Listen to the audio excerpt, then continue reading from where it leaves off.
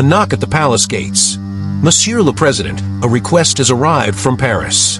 The voice of Colonel Abdoulaye, cool and precise, sliced through the humid afternoon air like the slow drag of a blade across silk.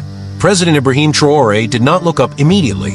His eyes, fixed on the flickering satellite image of a zinc mine in the Sahel, told a deeper story, one of silence, extraction, and a quiet rage brewing beneath the earth. Outside, Ouagadougou buzzed with the murmur of resilience. Traders haggled over mangoes and millet. Children kicked footballs past murals of Pan-African heroes. Inside the presidential compound, the air was different, tense, electric. France wishes to purchase 80% of our zinc exports for the next 15 years, Abdoulaye continued. They've sent a special envoy. He waits at the gates. Traoré stood slowly. Invite him in, but not into the palace. We'll meet him under the baobab. Moments later, beneath the ancient tree where elders once held council, sat two men from different worlds. One Ibrahim Traoré, young, defiant, etched by the weight of post-colonial scars. The other Charles Durac, French special envoy, smooth-suited, silver-tongued, and cloaked in diplomatic charm. Mr. President, Durac began, adjusting his cufflinks, France comes in peace and partnership. Your zinc reserves are vast.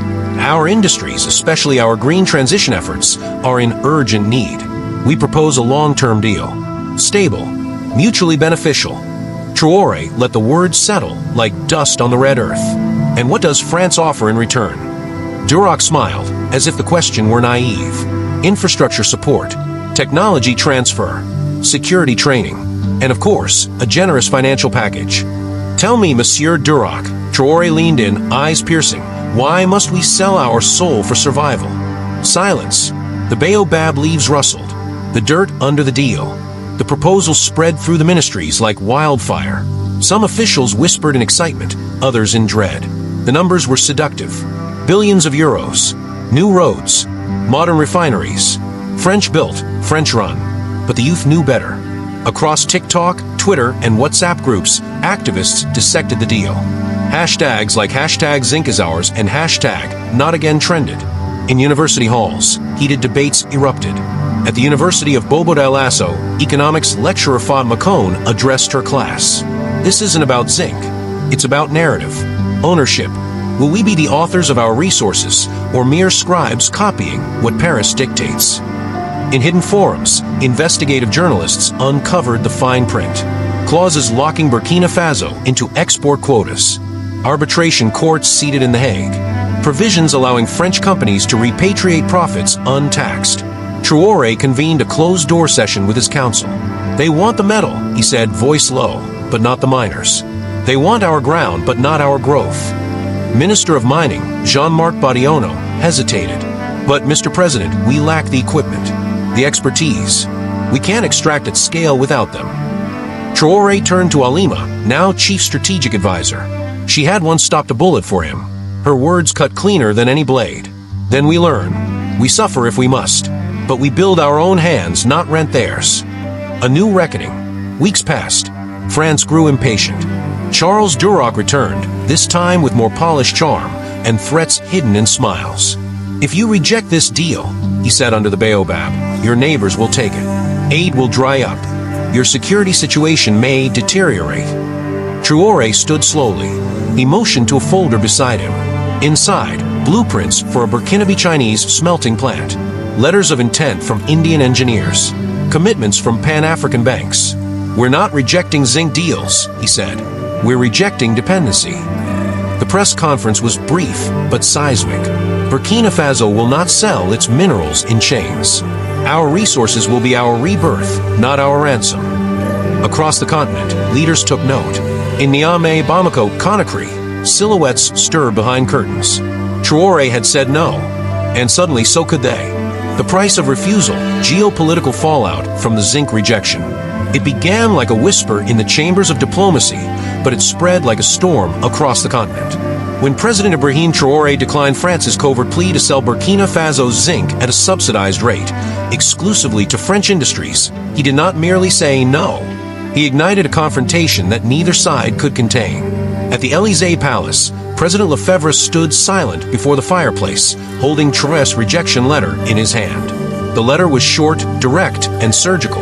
Burkina Faso will no longer trade in chains. We offer zinc, not for obedience, but for value. Africa's resources are not to lubricate the gears of old empires. The letter, shared across African diplomatic groups, became a digital totem of defiance.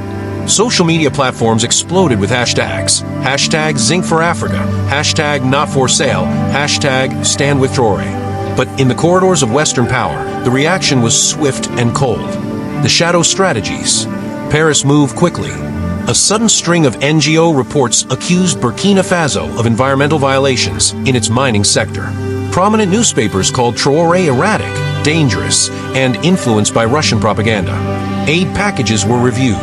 French banks quietly suspended development loans. An anonymous memo circulated through EU headquarters suggesting that Burkina Faso's leadership poses a threat to regional stability.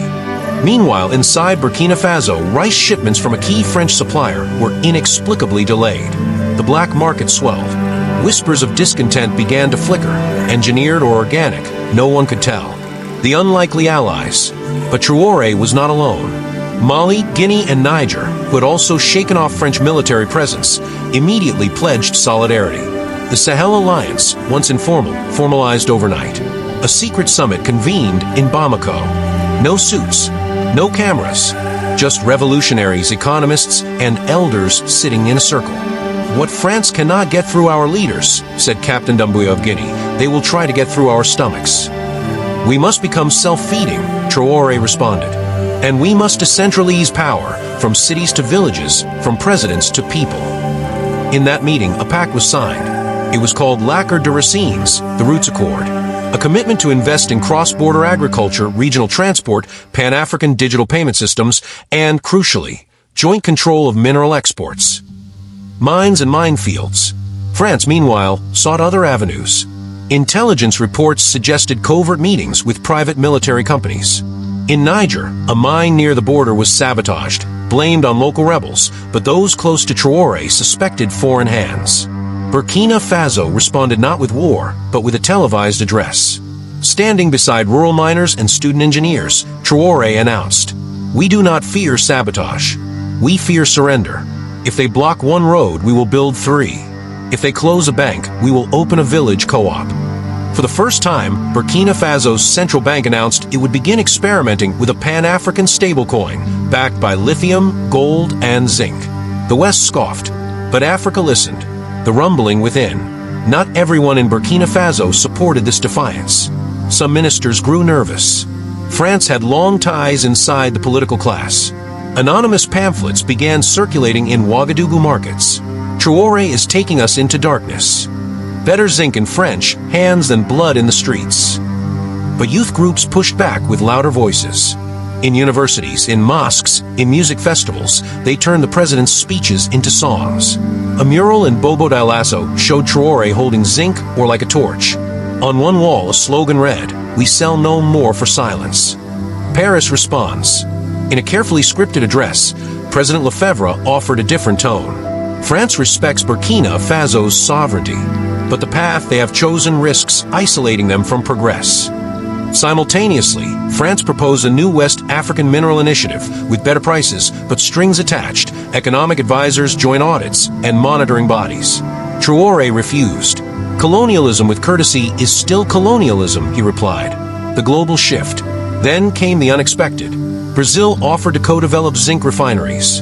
India sent solar equipment. A coalition of African-American entrepreneurs launched the Diaspora Zinc Fund, pledging $100 million to help Burkina Faso build its first fully African-owned zinc processing plant. Even China, watching the fray, invited Burkina Faso to negotiate mining tech transfers on neutral ground. Suddenly, the story had changed. This was no longer about zinc. This was about ownership, the deal of the century. At a summit held in Addis Ababa, the Sahel Alliance unveiled its masterstroke, the Mineral Sovereignty Charter. Each member would retain 80% of profits from mineral sales, invest 15% in a shared development fund, and donate 5% to Pan-African education and media. When Traoré took the podium, he spoke not of defiance, but of direction. Africa does not hate France. We hate the cage. We do not reject partnerships. We reject chains. And when we own our zinc, we own our story. The crowd rose, and in Paris, silent rooms filled with eyes that had underestimated the Burkinabe boy with the soldier's cap and the poet's tom. The seed that became a forest. Within a year of the Addis summit, more than 10 African countries had signed on to the Mineral Sovereignty Charter. From Mozambique to Senegal, national parliaments debated resource reforms. For the first time in modern history, African nations weren't begging for loans, they were forming lending consortiums among themselves. In Ouagadougou, the zinc refinery rose from the red dust like a monument to possibility. Traoré invited school children to its ribbon-cutting ceremony, not diplomats. Let them see, he said, what our hands can build when we are not shackled. Malian artisans designed murals on the refinery walls, depicting Africa's journey from chains to choice. The counter moves, but France did not stand still. Using back channels, it lobbied the IMF and World Bank to question Burkina Faso's creditworthiness. A series of cyber attacks hit Sahel banking infrastructure. Rumors of coups began to rise again. Traoré, seasoned by now, stood firm. He launched an international inquiry into the sabotage and named each interference publicly in a UN General Assembly speech. We are not children. We know who stirs our waters. But we will no longer drink poisoned aid. African youth groups rallied. Songs, memes, and documentaries emerged, calling out old manipulations with humor and fact. Zara returns. Zara, now a global ambassador for African sovereignty, returned to Burkina Faso to advise on education reform. Her arrival at Ouagadougou Airport was met by drumming youth, waving signs that read gold. Zinc. Truth.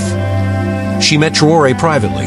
We have the resources, she said, but do we have the curriculum? Together, they launched L'École d'Afrique, a Pan-African online university that taught science, history, governance, and ethics from African perspectives. The new map. Globes began changing. Western textbooks started to reference the Sahel Alliance as a new economic bloc. Currency markets created an index for the zinc-backed African coin. Even skeptics began to recalibrate. The UN proposed a new agency, jointly led by Africa, Asia, and South America, to monitor fair trade in critical minerals. Europe finally asked to observe. Traoré smiled. Observation is how we started. Participation will be how we win. The final letter. Years later, an envelope arrived at the Élysée Palace. It bore no crest, just handwriting in fine ink. To the people of France, we forgive, but we remember. Let our future not be one of tricks and treaties, but of truth and trust. The zinc we own is not just metal. It is memory, and it is a mirror. May you gaze into it and see the brotherhood we offer. Ibrahim Traoré. The letter was displayed in the Musée del Home under a new exhibit, Africa Unchained.